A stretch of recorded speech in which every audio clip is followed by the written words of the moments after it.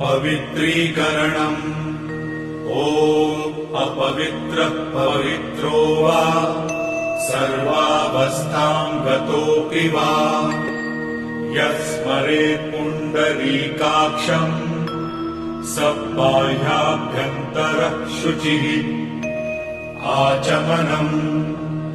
ॐ अमृतोपस्तरणमसि स्वाहा। ॐ अमृतापिधानमसि स्वाहा। ॐ सत्यं यशः श्रीर्मयि श्रीः श्रयतां स्वाहा। शिखाबन्धनम्।